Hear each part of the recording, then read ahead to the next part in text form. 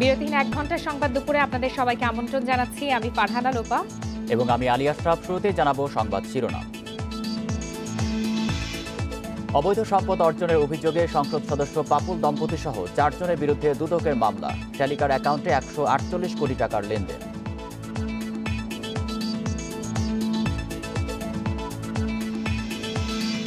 SP আনিসুলের হত্যাকারীদের শাস্তির দাবিতে গাজীপুরে মানববন্ধন। দ্রুত চার্জশিট দেওয়ার আশ্বাস পুলিশ কর্মকর্তাদের।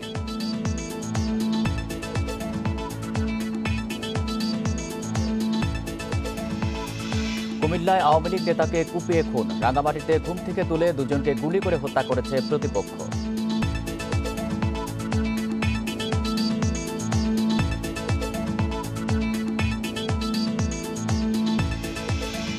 শিক্ষার মানোন্নয়নের 10 প্রকল্প স্থবির, অর্থ ছাড় বন্ধ, সমন্বয়হীনতা সহ নানা অভিযোগ। ব্যবস্থা নেওয়ার আশ্বাস মন্ত্রণালয়ের।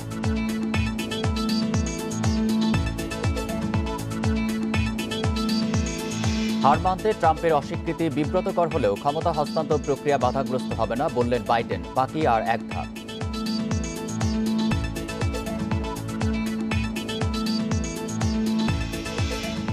শুনছিলেন শিরোনাম, এবার বিস্তারিত। অবৈধ সম্পদ অর্জন ও অবৈধ লেনদেনের অভিযোগে লক্ষ্মীপুর 2 আসনের সংসদ সদস্য কাজী শহীদ ইসলাম পাপুল, তার স্ত্রী এমপি সেলিনা ইসলাম সহ 4 জনের বিরুদ্ধে মামলা করেছে দুর্নীতি দমন কমিশন।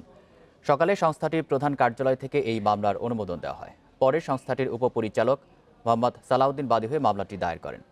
এমপি পাপুল ও তার স্ত্রী ছাড়া মামলার অন্য আসামিরা হলেন পাপুলের মেয়ে ওয়াফা ইসলাম ও শালিকা জেসমিন প্রধান। মামলায় অভিযুক্তদের দেশত্যাগে নিষেধাজ্ঞা দিয়েছে দুদক। মামলায় পাপুলের বিরুদ্ধে 2 কোটি 31 লাখ টাকা অবৈধ সম্পদের অভিযোগ আনা হয়েছে। এছাড়া এমপি পাপুলের শালিকার ব্যাংক অ্যাকাউন্টে 148 কোটি টাকার অবৈধ লেনদেনের তথ্য পাওয়া গেছে বলে জানায় দুদক।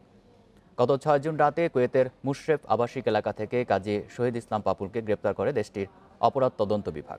পাপুলের বিরুদ্ধে অর্থ পাচার ও ভিসা বিক্রির অভিযোগে তার কুয়েতি প্রতিষ্ঠানের মারাফি কুয়েতিরা কোম্পানির অ্যাকাউন্টে থাকা 50 লাখ কুয়েতি দিনার জব্দ করে দেশটির সরকার। গ্রেপ্তারের পর থেকে পাপুল কুয়েতের কারাগারে রয়েছেন।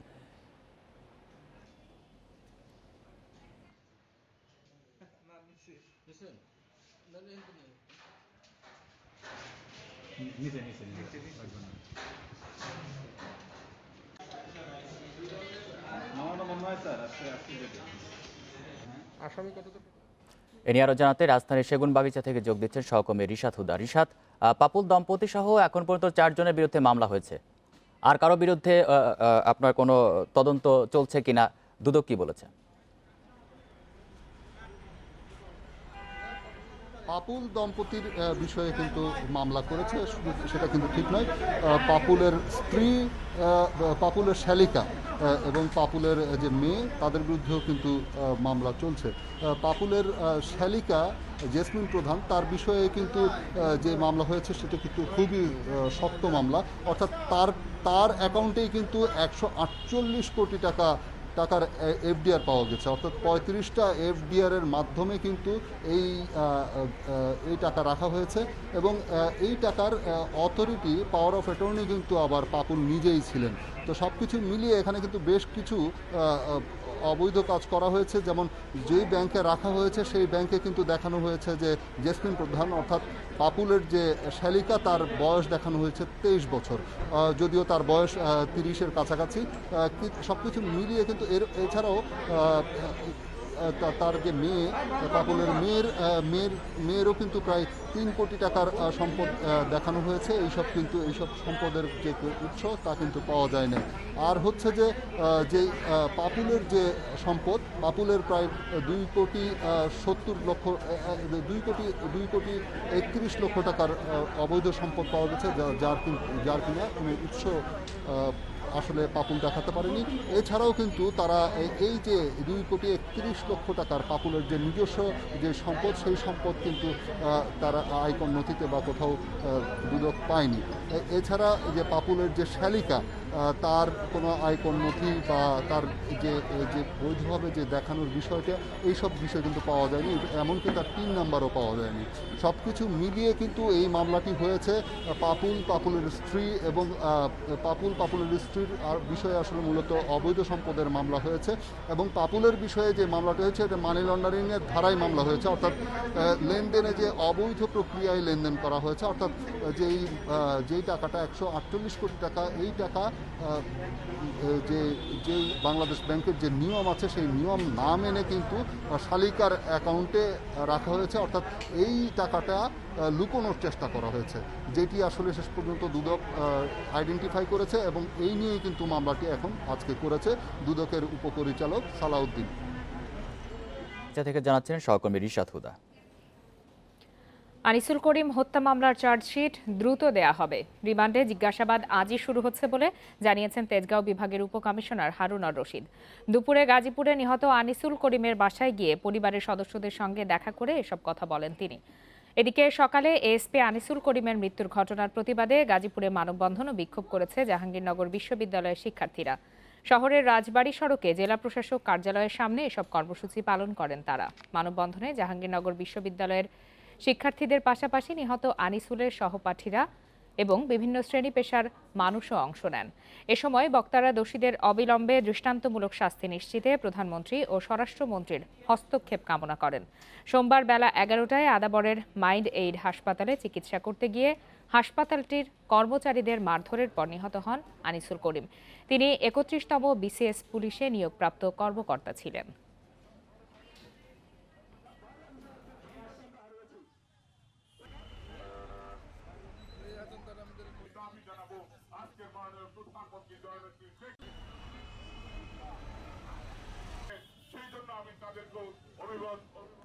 কুমিল্লায় আওয়ামী লীগ নেতাকে কুপিয়ে হত্যা করেছে দুর্বৃত্তরা। নিহত জিল্লুর রহমান সিটি কর্পোরেশনের 25 নম্বর ওয়ার্ডের কাউন্সিলর পদপ্রার্থী ছিলেন।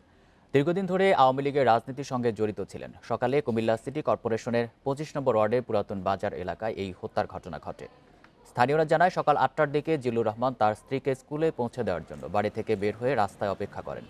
এ সময় 3 থেকে 4টি মোটরসাইকেলে হেলমেট পরা কয়েকজন এসে তাকে এলোপাতাড়ি কুপিয়ে চলে যায়। খবর পেয়ে স্থানীয়রা তাকে উদ্ধার করে কুমিল্লা মেডিকেল কলেজ হাসপাতালে ভর্তি করলে চিকিৎসক মৃত ঘোষণা করেন। হত্যার কারণ জানতে তদন্ত করছে পুলিশ।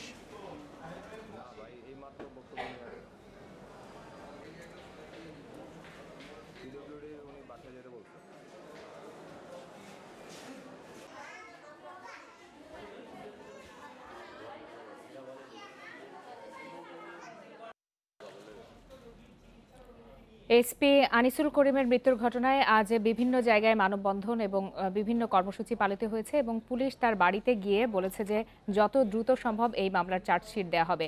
এ বিষয়ে আরও বিস্তারিত জানাতে গাজীপুর থেকে যোগ দিয়েছেন আমাদের সহকর্মী আবুল হাসান। আবুল হাসান, আজকে যে মানববন্ধন হয়েছে সেখানে যারা অংশ নিয়েছেন তাদের মূল দাবি কি ছিল, এবং পুলিশ বাড়িতে গিয়েছিলেন, নিহত সিনিয়র এসপির বাড়িতে গিয়েছিলেন, সেখানে তারা কি ধরনের আশ্বাস দিয়েছেন তার স্বজনদেরকে? দেখুন, আজকে দুপুরের দিকে তেজগাঁও জোনের যিনি ডিসি রয়েছেন মোহাম্মদ হারুন রশিদ, তার নেতৃত্বে পুলিশের একটি দল যে নিহত আনিসুল করিম তার বাসভবনে যান, এবং পাশাপাশি জেলা পুলিশ সুপার শামসুন্নার নেতৃত্বে আরেকটি পুলিশের টিম সেখানে স্বজনদের সাথে কথা বলেন। এছাড়া গাজীপুর মেট্রোপলিটন পুলিশের যে কর্মকর্তারা তারাও কিন্তু ঘটনাস্থলে এসেছেন এবং নিহতের স্বজনদেরকে বিভিন্নভাবে সান্ত্বনা দিয়েছেন, কথা বলেছেন। এবং যিনি ডিসি হারুন রশিদ তিনি সাংবাদিকদের জানিয়েছেন যে মূলত স্বজনদের সাথে সাক্ষাৎ করা এবং তাদের যে বিচারের বিষয়টি নিয়ে কথা বলার জন্য তিনি এসেছেন, এবং তিনি বলছেন যে স্বজনদের সঙ্গে তার কথা হয়েছে, এবং তিনি বলছেন যে স্বজনদের পাশে পুলিশ রয়েছে এবং যত ধরনের সহযোগিতা পুলিশের পক্ষ থেকে করা দরকার ততটুকুই তাদেরকে করা হবে, এই ধরনের আশ্বাস তিনি দিয়েছেন। এবং পাশাপাশি হারুন রশিদ সাংবাদিকদের বলছেন যে এই যে মামলা যেটি হয়েছে এর দ্রুতই চার্জশিট দেওয়া হবে, এবং এর নেপথ্যে কারা রয়েছে, কারা হাসপাতালের নামে নৈরাজ্য করছে, এই বিষয়গুলো তারা তদন্তের মাধ্যমে নিয়ে আসবেন এবং যারা গ্রেপ্তার করা হয়েছে তাদেরকে আজকে থেকে রিমান্ড শুরু হবে এবং রিমান্ডের মাধ্যমে মূলত এইসব বিষয়, এইসব প্রশ্নই তাদের সামনে করা হবে বলে তিনি আমাদেরকে জানিয়েছেন। এবং তিনি বলছেন যে এই বিষয়ে পুরোপুরি ক্লিয়ার হওয়ার পর যারাই তদন্তের মাধ্যমে দোষী সাব্যস্ত হবে তাদের যেন যথোপযুক্ত সাজা হয় তা নিশ্চিতে পুলিশ কাজ করবে এমনকি তিনি দাবি করেছেন। আর মানববন্ধনে যারা অংশ নিয়েছিলেন মূলত এখানে জাহাঙ্গীরনগর ভার্সিটির শিক্ষার্থী ছিলেন, এখানে রানী বিলাসমণি এবং আজিমুদ্দিন কলেজের শিক্ষার্থী, তারা ছাড়াও এখানে শত শত স্থানীয় জনতা এই মানববন্ধনে অংশ নিয়েছিলেন এবং তারা বলছেন যে এই একজন চৌকস পুলিশ অফিসার যিনি ছোটবেলা থেকে অত্যন্ত মেধাবী ছিলেন, খেলাধুলাতেও পারদর্শী ছিলেন এবং অত্যন্ত ভালো স্বভাবের নম্র স্বভাবের ছেলে ছিলেন, তাদের এই অকাল মৃত্যু তারা মেনে নিতে পারছেন না এবং তারা দাবি করছেন যে এই হত্যার নেপথ্যে যারা রয়েছে, যারা এই ঘটনা ঘটিয়েছে তাদের যেন দৃষ্টান্তমূলক শাস্তি হয় এবং এই ব্যাপারে তারা প্রধানমন্ত্রী এবং স্বরাষ্ট্রমন্ত্রীর হস্তক্ষেপ কামনা করেছেন যাতে দ্রুত এই বিষয়টি নিয়ে বিচার নিশ্চিত করা যায়, দ্রুত যারা অপরাধী তাদেরকে আইনের আওতায় যায়, এই বিষয়টি নিয়ে তারা দাবি তুলেছেন। তো এই ছিল গাজীপুর থেকে সর্বশেষ। রিমান্ডে আজই জিজ্ঞাসাবাদ শুরু হবে, যাদেরকে আটক করা হয়েছে তাদের নিশ্চয়ই এর সঠিক তথ্য প্রমাণ সহ আসল সত্য বের হয়ে আসবে। আবুল হাসান, আপনাকে অসংখ্য ধন্যবাদ আমাদের সাথে যোগ দেওয়ার জন্য। রাঙ্গামাটির কাপ্তায়ে ঘরে ঢুকে ঘুম থেকে তুলে দুইজনকে গুলি করে হত্যা করেছে সন্ত্রাসীরা। গত রাত ৩টায় ওয়াগ্গা ইউনিয়নের গর্জনিয়া এলাকায় এই হত্যাকাণ্ড ঘটে। নিহতরা হলেন সুভাষ তঞ্চঙ্গা ও ধনঞ্জয় তঞ্চঙ্গা। স্থানীয়রা জানায় গত রাতে ধনঞ্জয় তঞ্চঙ্গা বাড়িতে ঘুমাচ্ছিলেন, তার বাড়িতে ছিলেন সুভাষ তঞ্চঙ্গা। রাত ৩টার দিকে একদল সন্ত্রাসী তাদের ঘুম থেকে ডেকে গুলি করে পালিয়ে যায়। ঘটনাস্থল থেকে মরদেহ দুটি উদ্ধার করা হয়েছে। নিহত সুভাষ ও ধনঞ্জয়ের শরীরে গুলির চিহ্ন রয়েছে। আধিপত্য বিস্তারকে কেন্দ্র করে প্রতিপক্ষের লোকজন এই হত্যার ঘটনা ঘটাতে পারে বলে ধারণা করছে পুলিশ। মরদেহ ময়নাতদন্তের জন্য রাঙ্গামাটি জেনারেল হাসপাতালে পাঠানো হয়েছে।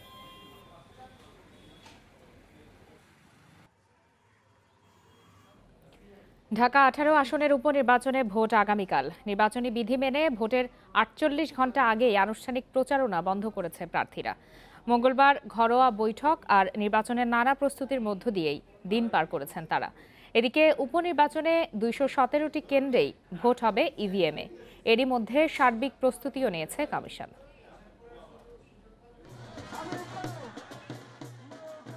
প্রায় 6 লাখ ভোটারের আসন ঢাকা 18 উপনির্বাচনে প্রচারণার শুরু থেকে বড় দুই দলের প্রার্থীরা ভোটের মাঠে ছিলেন সমান তালে। পরস্পর পাল্টাপাল্টি অভিযোগ থাকলেও প্রচারণায় ভোটের মাঠ ছিল শান্ত। মঙ্গলবার বিকেলে সব প্রার্থীদের বড় শোডাউন করার কথা থাকলেও সকাল 8টা পর্যন্ত আনুষ্ঠানিক প্রচারণার নির্দেশনা মেনে চলেছেন আওয়ামী লীগ, বিএনপি এবং জাতীয় পার্টির প্রার্থীরা। আওয়ামী লীগ প্রার্থী জানান, প্রচারণায় ভোটারদের সাড়া ছিল আশানুরূপ। এখন ভোটারদের কেন্দ্রে নিয়ে আসতে চলছে সর্বোচ্চ চেষ্টা। আমাদের সম্মানিত ভোটারগণ এবং আমাদের দলের সমস্ত নেতাকর্মীরা একত্রিত হয়ে আগামী 12 তারিখে ইনশাআল্লাহ ভোট কেন্দ্রে আসবে। গণতান্ত্রিক রায় জনগণ যেভাবে দিবে, যেভাবে আসবে, ইনশাআল্লাহ আমরা মাথা পেতে নিব। তবে বিএনপি প্রার্থী অভিযোগ করছেন, ক্ষমতাসীন দল ও প্রশাসনের পক্ষ থেকে নির্বাচনী এজেন্ট ও কর্মীদের ভয়ভীতি দেখানো হচ্ছে। ঘরে ঘরে গিয়ে তারা বলতেছে যে 12 তারিখ আগে পর্যন্ত কোনোভাবে এলাকায় থাকা যাবে না। সেটা প্রশাসনের লোকও বলছে, পাশাপাশি আওয়ামী সন্ত্রাসীরাও বলছে। নির্বাচন কমিশনের কাছে গিয়েছে দুইবার, গত মাসের 28 তারিখ এবং এই মাসের 4 তারিখ, কিন্তু আমরা সেখানে কোনো সুরাহা পাইনি। এদিকে ভোটের মাঠে থাকা জাতীয় পার্টির প্রার্থীও সুষ্ঠু ভোট হলে জয়ের ব্যাপারে আশাবাদ জানান। যদি মানুষ ভোট দিতে পারে, ভোট কেন্দ্রে যেতে পারে, ভোট দেয়, অবশ্যই আমি নির্বাচিত হব। আওয়ামী লীগের সভাপতি মণ্ডলীর সদস্য অ্যাডভোকেট সাহারা খাতুনের মৃত্যুতে শূন্য হয় এই আসনটি। মাহমুদ শরীফ, ইন্ডিপেন্ডেন্ট নিউজ, ঢাকা। এদিকে ঢাকা 5 আসনের উপনির্বাচন উপলক্ষে বিভিন্ন কেন্দ্রে নির্বাচনী সরঞ্জাম পাঠানো হচ্ছে। সকালে রাজধানীর উত্তরা থেকে বিভিন্ন জায়গায় সরঞ্জাম পাঠানো শুরু হয়। নির্বাচনী বিধি মেনে ঢাকা 18 আসনে ভোটের 48 ঘণ্টা আগেই আনুষ্ঠানিক প্রচারণা বন্ধ করেছেন প্রার্থীরা। ঘরোয়া বৈঠক আর নির্বাচনের নানা প্রস্তুতির মধ্য দিয়েই দিন পার করেছেন তারা। ভোটের দিন নির্বাচনী এলাকায় যান চলাচলে এরই মধ্যে বিধিনিষেধ আরোপ করেছে নির্বাচন কমিশন। ঢাকা 18 আসনে মোট ভোটার 5,77,188 জন। এর মধ্যে পুরুষ ভোটার 2,96,135 জন এবং নারী ভোটার 2,81,053 জন। গত 9 জুলাই এই আসনের সাবেক সংসদ সদস্য সাহারা খাতুনের মৃত্যু হলে আসনটি শূন্য হয়।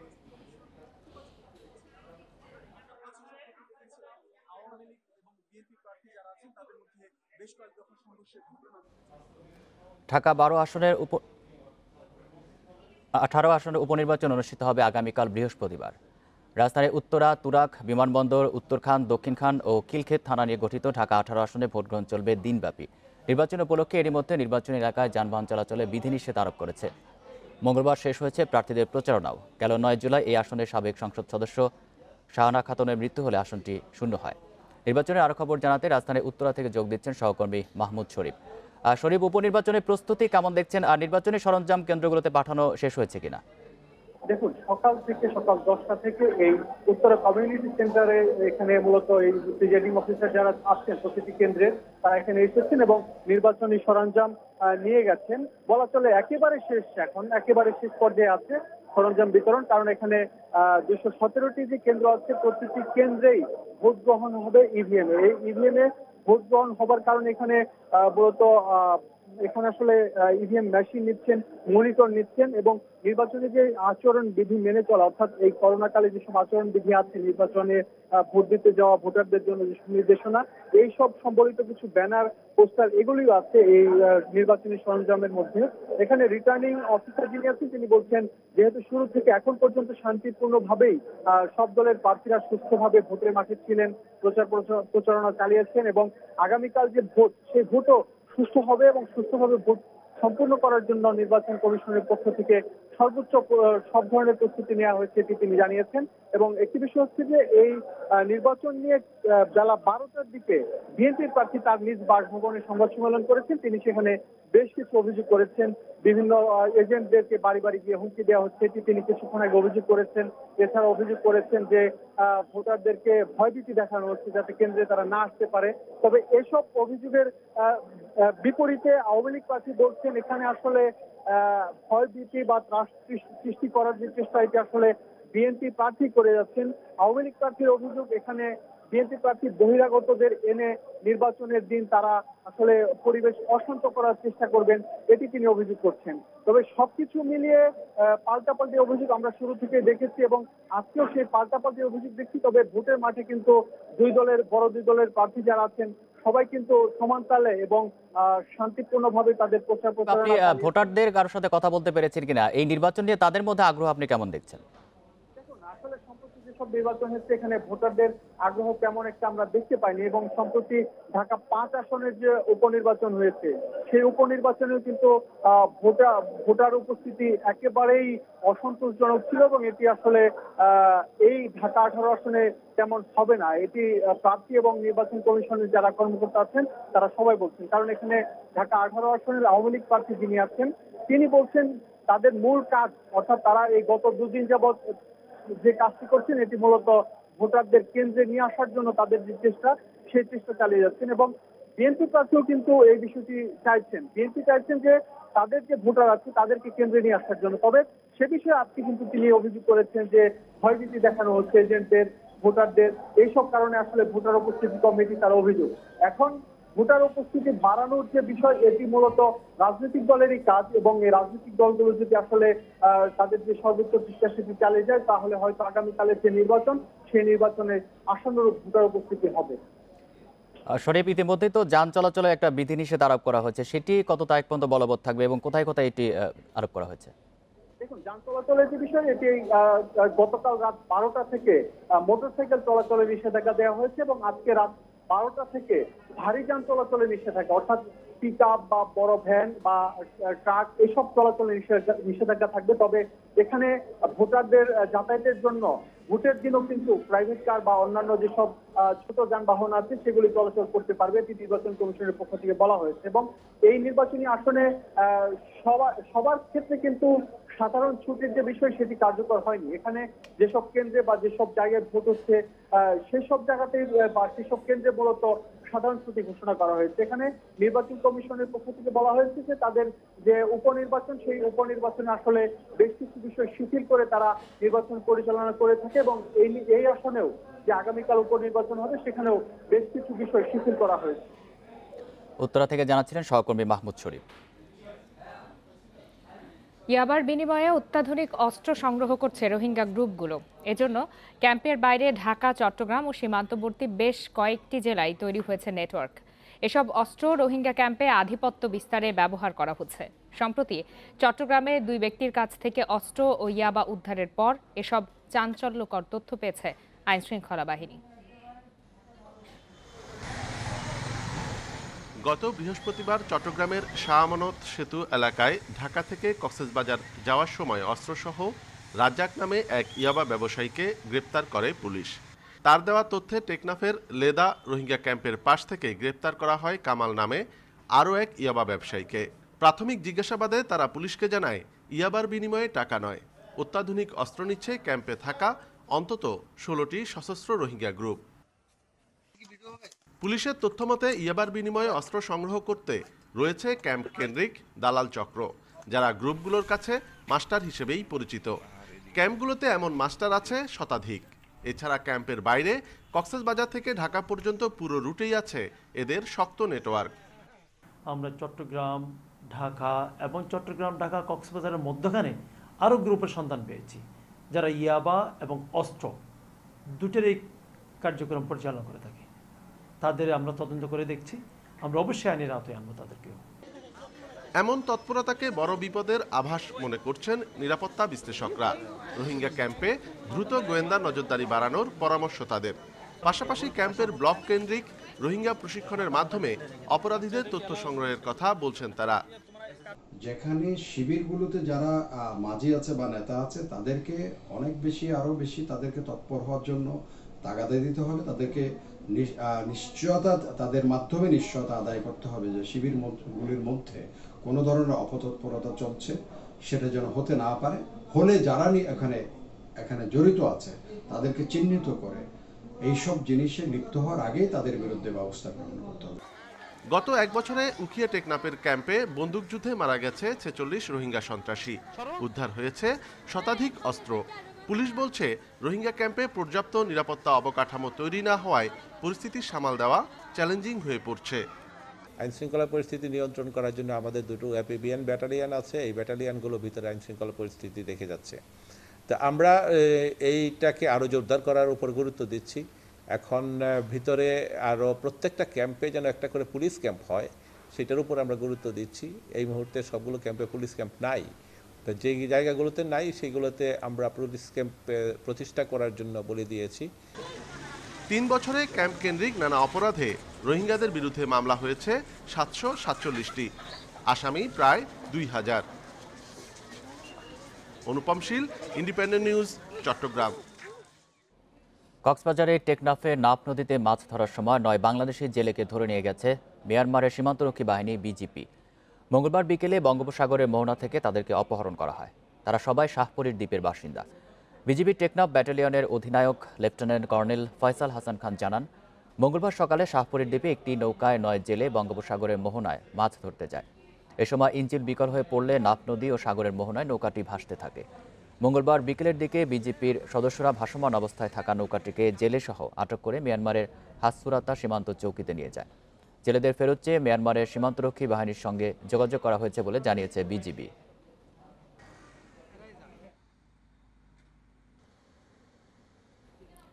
নারায়ণগঞ্জের বিভিন্ন পাড়া মহল্লায় বেড়েছে কিশোর গ্যাংয়ের অপতৎপরতা।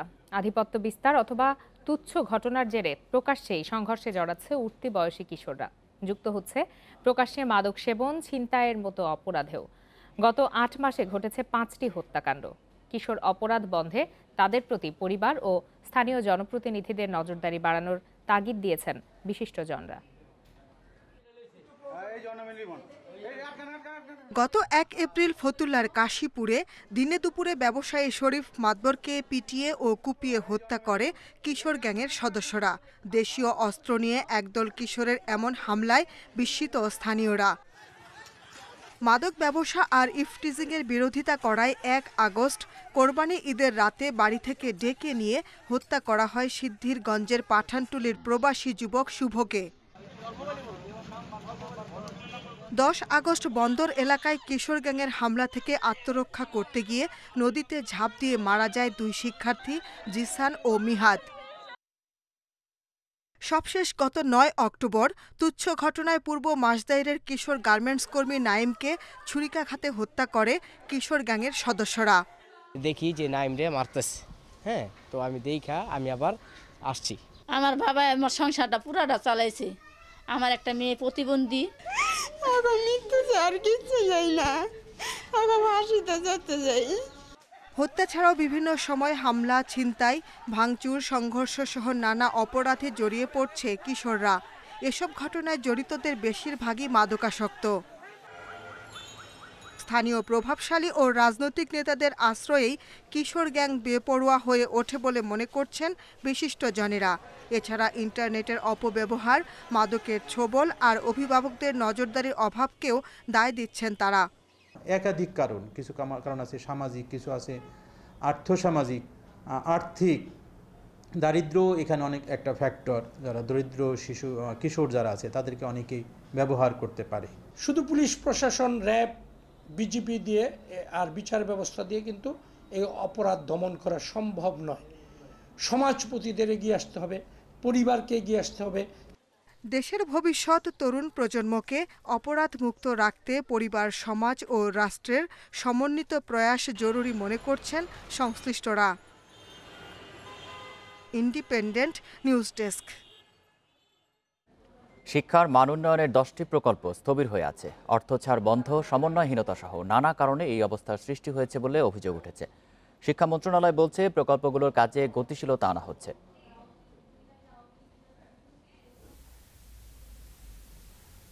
সরকারি মাধ্যমিক বিদ্যালয় সমূহের উন্নয়ন প্রকল্পের আওতায় নতুন ৩২৩টি মাধ্যমিক বিদ্যালয় হবে।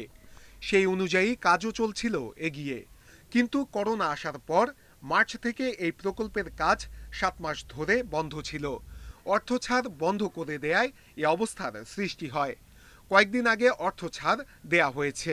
এই পর্যায়ে আমাদের টাকা পয়সাটা ছাড় হয়ে যাচ্ছে। এখন আমরা পুরোদমে কাজগুলি শুরু করব এবং কাজগুলি অলরেডি চলছে, কিন্তু আমরা জোন ওয়াইজ প্রত্যেককে একটা মেসেজ দিব যে আমাদের কাজগুলি যাতে আরও ত্বরান্বিত করা হয়। শিক্ষার মান উন্নয়নের অন্যান্য যে প্রকল্পগুলো রয়েছে সেগুলোর অবস্থাও একই রকম। কয়েকটি প্রকল্পে রয়েছে অনিয়মের অভিযোগ, কয়েকটিতে সমন্বয়হীনতার কারণে কাজ স্থবির। সেই সঙ্গে ভবন নির্মাণ নিয়ে শিক্ষা প্রকৌশল অধিদপ্তরের অসহযোগিতার অভিযোগও রয়েছে। মাধ্যমিক ও উচ্চশিক্ষা অধিদপ্তর বলছে বিষয়গুলো নিয়ে তারা কাজ করছে। কোভিড সিচুয়েশনের কারণে আমাদের কিছু কিছু প্রকল্প নিম্ন অগ্রাধিকারভুক্ত হয়েছে, অর্থাৎ এদের আগে যেরকম টাকা ছাড় দেওয়া হতো সেইভাবে টাকা ছাড় দেওয়া হচ্ছে। এই কারণে কিছু কিছু প্রকল্পের কাজ কম হচ্ছে। এখন শিক্ষা মন্ত্রণালয় বলছে প্রকল্পগুলো এগিয়ে নিতে নিয়মিত প্রকল্প পরিচালকদের সাথে বৈঠক করা হচ্ছে। যেসব প্রকল্পে অনিয়ম রয়েছে সেগুলোর বিষয়ে ব্যবস্থা নেওয়া হবে। যত প্রকল্পগুলো চলছে সবগুলো নিয়ে কিন্তু আমরা বসছি। এই করোনার সময়টাতে আমরা অগ্রগতিগুলো কতটুকু হয়েছে এটা নির্ধারণ করার জন্য, এটা সম্পর্কে মনিটরিং করার জন্য মাননীয় মন্ত্রী মহোদয়ের সভাপতিত্বে প্রত্যেকটি প্রকল্পের যারা প্রকল্প পরিচালকরা আছেন তাদের উপস্থিতিতে তাদের ব্যাখ্যা আমরা শুনেছি। বর্তমানে শিক্ষার মান উন্নয়নের প্রকল্প আছে নির্বাচিত বেসরকারি কলেজসমূহের উন্নয়ন প্রকল্প, ঢাকা শহরের নিকটবর্তী 10টি সরকারি মাধ্যমিক বিদ্যালয় স্থাপন, সিলেট, বরিশাল ও খুলনা শহরে 60টি সরকারি হাই স্কুল স্থাপন সহ বেশ কয়েকটি প্রকল্প।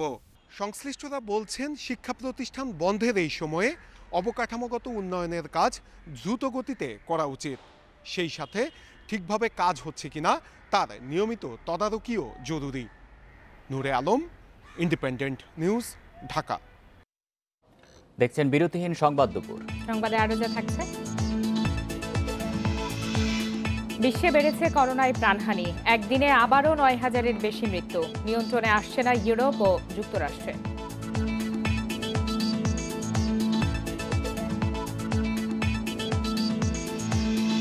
সর্বোচ্চ 13.7 স্কোর নিয়ে ফিটনেস টেস্টে উত্তীর্ণ সাকিব। বঙ্গবন্ধু টি-20 ড্রাফটে নাম তুলতে থাকছে না বাধা।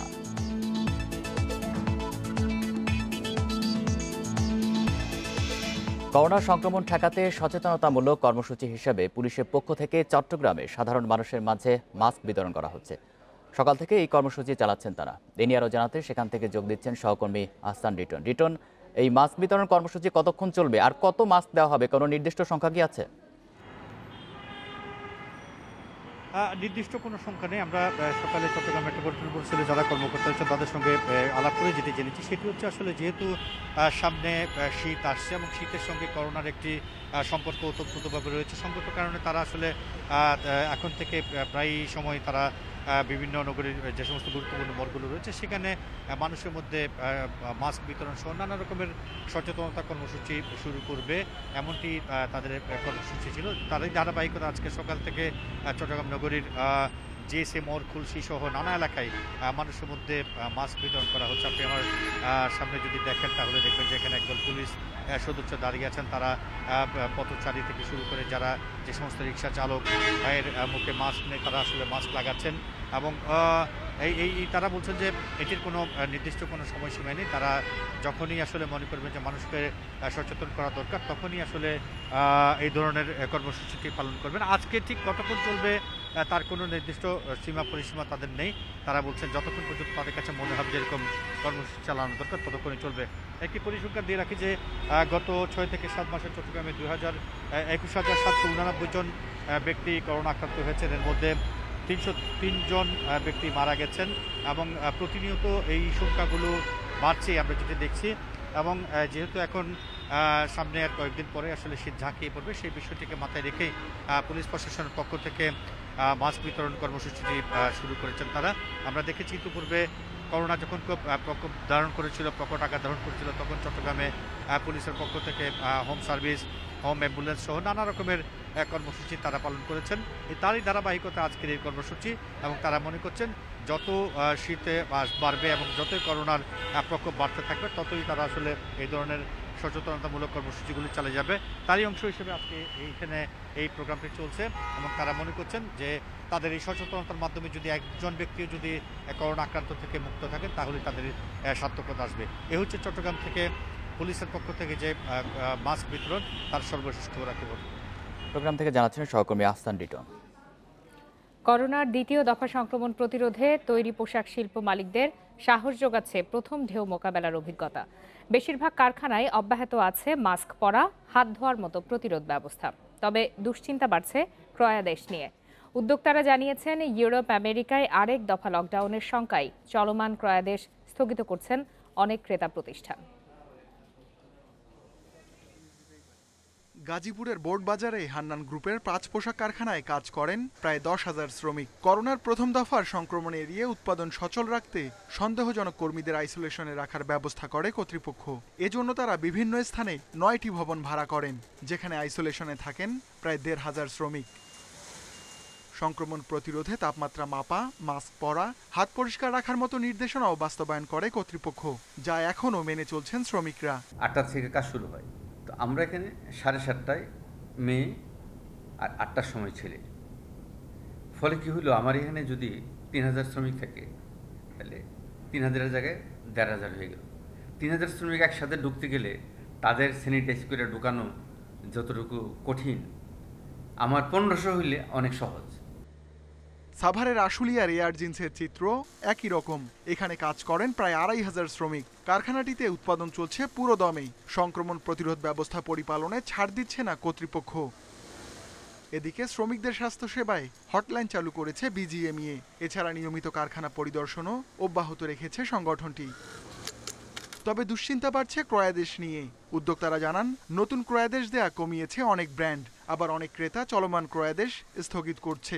ডিসেম্বরে ক্রিসমাস, ইউরোপ, আমেরিকা একটা বড় একটা ইয়ে, আর ক্রিসমাসের পরে জানুয়ারি মাসে এটা একটা বড় একটা সেল পিরিয়ড। সো ওরা, আমার ধারণা ওরা চাচ্ছে এই সেল পিরিয়ডটারে ওপেন রাখতে, যেই কারণে ওরা এই হার্ড লাইনে যে এখন সেই পরিমাণ, মানে নভেম্বর মাসটাকে একটা ওরা প্রিকশনারি মাস হিসেবে ধরে এই মানটাকে ওরা প্রোটেক্ট করতে চাচ্ছে। আসন্ন সেকেন্ড ওয়েভটাকে আসলে আমরা সামাজিক এবং অর্থনৈতিকভাবে মোকাবেলা যদি করতে চাই তাহলে কিছু সমন্বিত পদক্ষেপ এবং পরিকল্পনা এখনই গ্রহণ করতে হবে।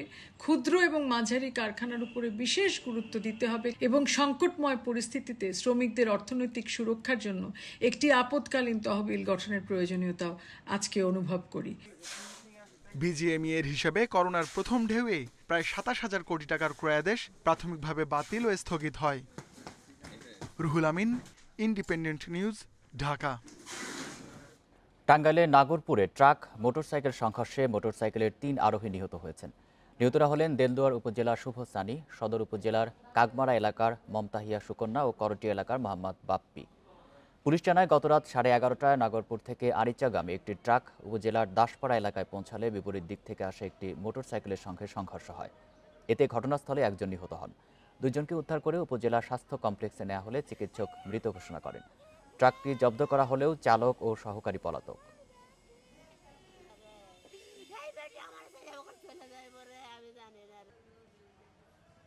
ঘটনাস্থলেই মোটরসাইকেল আরোহীর একজন মৃত্যুবরণ করে এবং বাকি 2 জনকে আমাদের নাগরপুর স্বাস্থ্য কমপ্লেক্সে নিয়ে গেলে কর্তব্যরত ডাক্তার বাকি 2 জনকেও মৃত ঘোষণা করে। এই ঘটনায় আমরা ট্রাক আটক করতে সক্ষম হয়েছি, কিন্তু ট্রাকের চালক পলাতক আছে।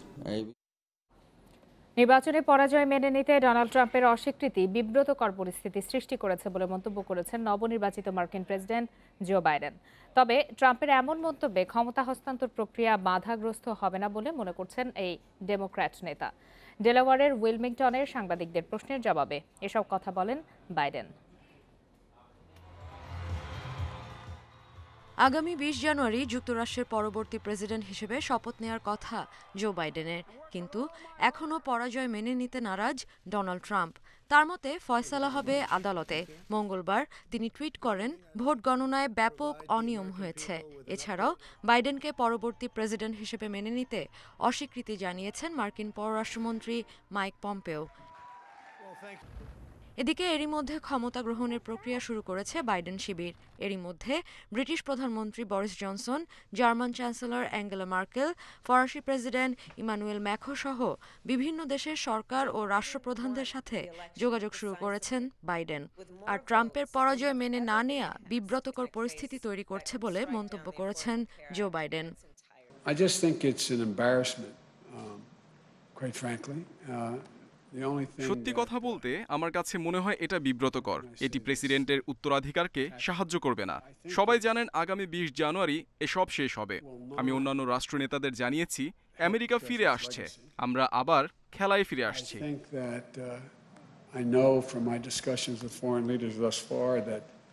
সেই সাথে ট্রাম্পের আইনি ব্যবস্থার হুমকি বা কোনো কিছুতেই ক্ষমতা হস্তান্তর প্রক্রিয়া থেমে থাকবে না বলেও জানান বাইডেন। মার্কিন সরকারের ক্ষমতা হস্তান্তর কেউ ঠেকাতে পারবে না।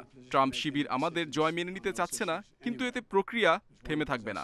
আমার মনে হয় না কোনো আইনি ব্যবস্থার প্রয়োজন আছে, কারণ ট্রাম্প এবং পম্পেও কোনো প্রমাণ ছাড়াই বলছেন নির্বাচনে জালিয়াতি হয়েছে। এদিকে ট্রাম্প সময় মতো বাইডেনের কাছে ক্ষমতা হস্তান্তর না করলে যুক্তরাষ্ট্রের জাতীয় নিরাপত্তা বিঘ্নিত হতে পারে বলে মনে করছেন বিশ্লেষকরা। Sadia Afrin, independent news. জনগণের সরাসরি ভোটে নির্বাচিত হন না মার্কিন প্রেসিডেন্ট, তাই চূড়ান্ত বিজয়ের জন্য নবনির্বাচিত প্রেসিডেন্ট জো বাইডেনকে আরও একটি ধাপ পার করতে হবে। তা হলো নির্বাচিত ইলেক্টরদের ভোট নিশ্চিত করা। সব ঠিক থাকলে নতুন প্রেসিডেন্ট হিসাবে ২০ জানুয়ারি শপথ নেবেন বাইডেন। এবারের মার্কিন প্রেসিডেন্ট নির্বাচনে আগাম ভোট পড়ে রেকর্ড ১০ কোটি ১২ লাখের বেশি। এর মধ্যে বেশিরভাগ ভোট এসেছে ডাকযোগে, ফলে এসব ভোট কর্তৃপক্ষের কাছে পৌঁছাতে সময় লাগে। এক্ষেত্রে রাজ্যভিত্তিক বৈধ ভোট গ্রহণের শেষ দিন নির্ধারণ করা আছে। নর্থ ক্যারোলাইনা ও পেনসিলভেনিয়ায় ৬ নভেম্বর পর্যন্ত প্রাপ্ত ভোট বৈধ ধরা হয়, আর ওয়াশিংটনের ক্ষেত্রে বৈধ ভোট গ্রহণের শেষ দিন ২৩ নভেম্বর। গণনা শেষে রাজ্যগুলো ভোট অনুমোদন দেয়। নভেম্বরের শেষ ২ সপ্তাহের মধ্যে এই কাজ শেষ করার বাধ্যবাধকতা থাকলেও ক্যালিফোর্নিয়া সময় পায় ৮ ডিসেম্বর পর্যন্ত। নির্ধারিত সময়ের মধ্যে প্রতিটি রাজ্যকে পপুলার ভোটের হিসেবে ইলেকটোরাল কলেজ চূড়ান্তভাবে নির্ধারণ করতে হয়। নির্বাচিত ইলেকটোরাল কলেজ ভোটারদের অনুমোদন দেন রাজ্য গভর্নর।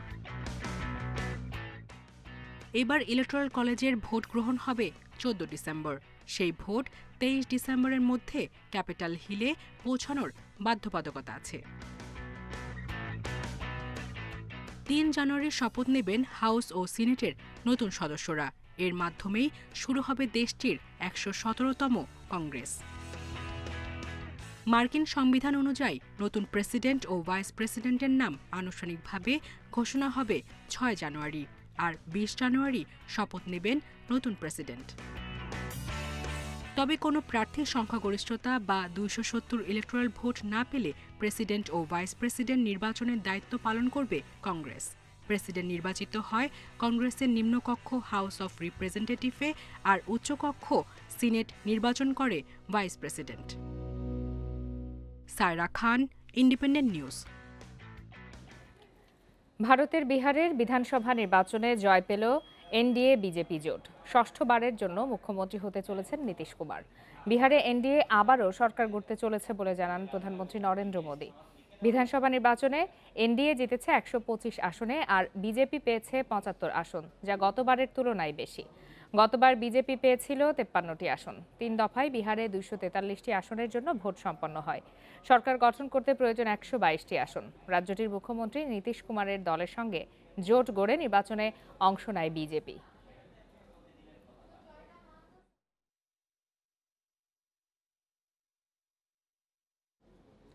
বিশ্বে ফের বেড়েছে করোনায় প্রাণহানি। একদিনে 9,000-এর বেশি মৃত্যু নিয়ে মোট প্রাণহানি ছাড়িয়েছে 12,78,000। নতুন 5,33,000 শনাক্ত নিয়ে এই পর্যন্ত আক্রান্তের সংখ্যা 5,17,00,000-এরও বেশি। ইউরোপ ও যুক্তরাষ্ট্রে কোনোভাবেই নিয়ন্ত্রণে আসছে না এই মহামারী। ইউরোপ জুড়ে মঙ্গলবার 3 লাখ মানুষ করোনায় মারা গেছে। শীত বাড়ার সাথে সাথে করোনায় মৃতের হার আরও বাড়বে বলে জানিয়েছে কর্তৃপক্ষ। ফ্রান্সেও বেড়েছে মৃত্যু ও শনাক্তের হার। একদিনে দেশটিতে মারা গেছে 857 জন, নতুন শনাক্ত 22,000। 24 ঘন্টায় ইতালিতে 580 জনের মৃত্যু হয়েছে করোনায়। নতুন আক্রান্ত হয়েছে 25,000 মানুষ। মিলানে সংক্রমণ বাড়ায় হাসপাতালগুলোতে আইসিইউ সংকট দেখা দিয়েছে। যুক্তরাজ্যে একদিনে করোনায় 532 জনের প্রাণহানি হয়েছে। নতুন রোগী মিলেছে 20,000। এদিকে ভাইরাসের বিস্তার রুখতে লিভারপুলের মতো পুরো যুক্তরাজ্যে পরীক্ষা চালানোর কথা জানিয়েছে ব্রিটিশ সরকার। সংক্রমণ নিয়ন্ত্রণে হাঙ্গেরির রাজধানী বুদাপেস্টে মঙ্গলবার থেকে কার্যকর হয়েছে রাত্রিকালীন কারফিউ। মন্টেনেগ্রোতে করোনার বিস্তার বাড়ায় কারফিউ জারি হয়েছে, তবে খোলা থাকবে স্কুল কলেজ। বসনিয়ার কিছু শহরেও একই পদক্ষেপ নেওয়া হয়েছে। 22 নভেম্বর থেকে হংকং ও সিঙ্গাপুরের বাসিন্দাদের জন্য এই দুই দেশে ভ্রমণে কোয়ারেন্টাইন বাধ্যতামূলক থাকছে না। পর্তুগালে করোনার বিস্তার রুখতে জারি হয়েছে দেশজুড়ে জরুরি অবস্থা। থাকছে রাত 11টা থেকে সকাল 5টা পর্যন্ত কারফিউ। রাশিয়ার মস্কোতে করোনার বিস্তার বাড়ায় 2 মাসের কড়াকড়ি আরোপ করা হয়েছে। যুক্তরাষ্ট্রে করোনায় একদিনে 1,300 জনের বেশি মানুষের মৃত্যু হয়েছে। নতুন শনাক্ত হয়েছে 1,34,000 রোগী। এ নিয়ে যুক্তরাষ্ট্রে মোট আক্রান্তের সংখ্যা 1,55,00,000 ছাড়ালো। কেনিয়ায় গত 2 সপ্তাহে করোনার সংক্রমণ ফের বেড়েছে। পাকিস্তানের ইসলামাবাদে করোনার হটস্পট চিহ্নিত করে সেই সব এলাকা লকডাউনের ঘোষণা দিয়েছে সরকার। করোনা নিয়ন্ত্রণে না আসায় শনিবার থেকে নভেম্বর মাস লকডাউনের ঘোষণা দিয়েছে লেবানন সরকার। এদিকে প্রতি 5 জন করোনা রোগীর মধ্যে একজন সুস্থ হওয়ার পর মানসিক জটিলতায় আক্রান্ত হওয়ার ঝুঁকিতে থাকেন বলে জানিয়েছে অক্সফোর্ড বিশ্ববিদ্যালয়ের গবেষকেরা। Lutfa Fauzia, Independent News. Fitness টেস্টে উত্তীর্ণ হয়েছেন সাকিব আল হাসান। আজ ফিটনেস টেস্টে সর্বোচ্চ 13.7 স্কোর নিয়ে ফিটনেস টেস্টের পরীক্ষা পার হলেন সাকিব, যা গত 2 দিনে ফিটনেস টেস্ট দেয়া সব ক্রিকেটারদের মধ্যে বেশি। এর আগে 13.6 স্কোর গড়েছিলেন পেসার মেহেদী হাসান। সাকিবের ফিটনেস খুব ভালো অবস্থায় আছে বলে জানিয়েছেন ফিটনেস ট্রেনার নিক লি। যুক্তরাষ্ট্র থেকে ফিরে সোমবার ফিটনেসের টেস্ট দেওয়ার কথা ছিল সাকিবের। বঙ্গবন্ধু টি-20 কাপের ড্রাফটে নাম তুলতে আর কোনো বাধা থাকলো না। কালই হবে সেই ড্রাফট, যেখানে এ ক্যাটাগরিতে 4 ক্রিকেটারের সঙ্গে আছে সাকিবের নাম। এর আগে গেল কয়েকদিন বিপ টেস্ট দেন ক্রিকেটাররা। এই টেস্টে অনেকেই পাশ করতে পারেননি। এর মধ্যে অন্যতম নাসির হোসেন, সোহাগ গাজী। বিপ টেস্টে নাসির পেয়েছেন সর্বনিম্ন স্কোর 8.5। এদিকে আব্দুর রাজ্জাক, মোহাম্মদ আশরাফুল, শাহরিয়ার নাফিসরা 11 ওপর স্কোর নিয়ে উঠে গেছেন ফিটনেস টেস্টে।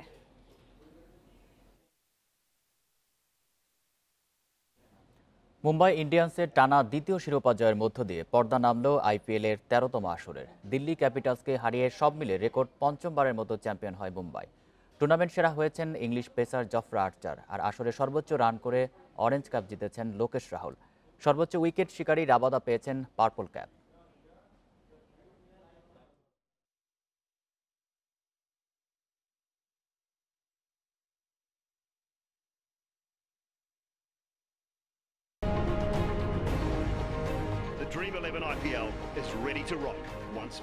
করোনার কারণে যথাসময় আয়োজন করতে না পারায় শঙ্কায় ছিল এবারের আইপিএল।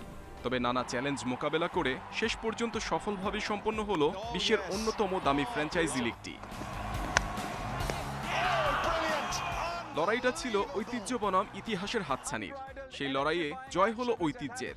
বোল্টের তোপ আর রোহিত ঝড়ে শ্রেষ্ঠত্ব মুম্বাই ইন্ডিয়ান্সের, আর দিল্লি ক্যাপিটালসের সন্তুষ্টি রানার্স আপ হয়ে।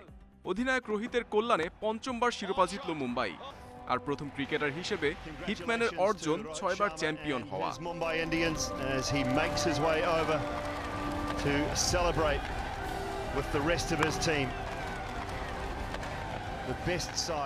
আইপিএল 2020 রেকর্ড করেছে সুপার ওভারে। 56 ম্যাচে 5 বার হয় সুপার ওভার, সাথে উপহার দিয়েছে টি20 ফরম্যাটের সবচেয়ে স্মরণীয় দিন, একদিনে 3 সুপার ওভার, যা বিশ্ব রেকর্ড।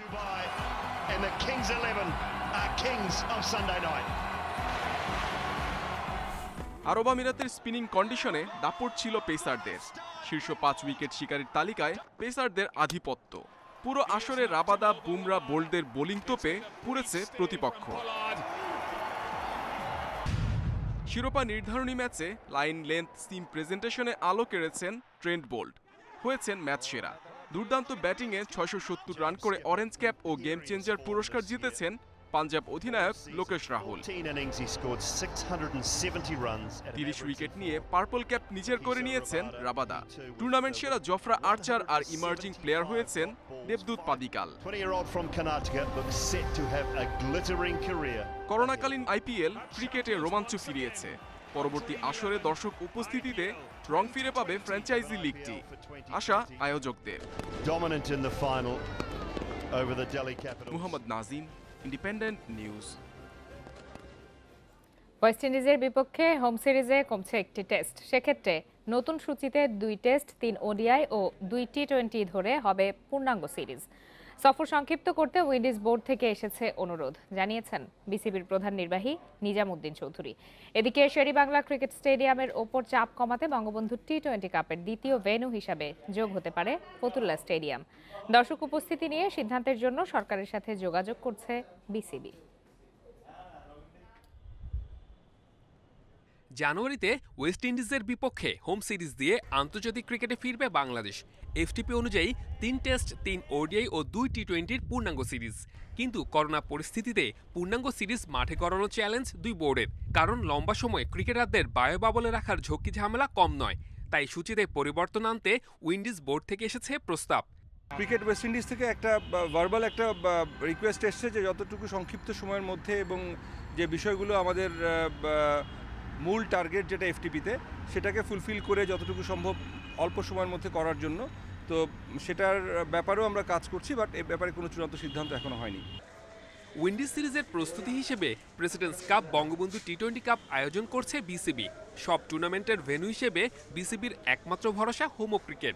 চলমান হাই পারফরমেন্স দলের কার্যক্রম চলছে শেরে বাংলায়, তাই উইকেটকে বিশ্রাম দিতে 20 ওভারের টুর্নামেন্টের দ্বিতীয় ভেন্যু হিসেবে ফতুল্লার নাম আসছে। এই মুহূর্তে আমাদের প্ল্যানিংটা মিরপুরকে ঘিরেই করা আছে, এবং সেক্ষেত্রে ফিকচারে আমরা কিছুটা অ্যাডজাস্টমেন্ট বা কিছুটা বাড়তি সময়ের প্রয়োজন হবে, সেভাবেই আমরা প্ল্যান করছি। বৃহস্পতিবার বঙ্গবন্ধু টি20 কাপের প্লেয়ার্স ড্রাফট। চোটের কারণে তালিকায় ছিলেন না মাশরাফি, তবে ড্রাফটের বাইরে থেকে টুর্নামেন্ট খেলার সুযোগ থাকছে টাইগারদের সফল অধিনায়কের। Saiful Majumder, Independent News. আর এই ছিল আজকের বিরতিহীন সংবাদ দুপুরে। ইন্ডিপেন্ডেন্ট টেলিভিশনের সব খবরের আরো বিস্তারিত জানতে চোখ রাখুন ফেসবুক, ইউটিউব এবং টুইটারে। ধন্যবাদ সবাইকে।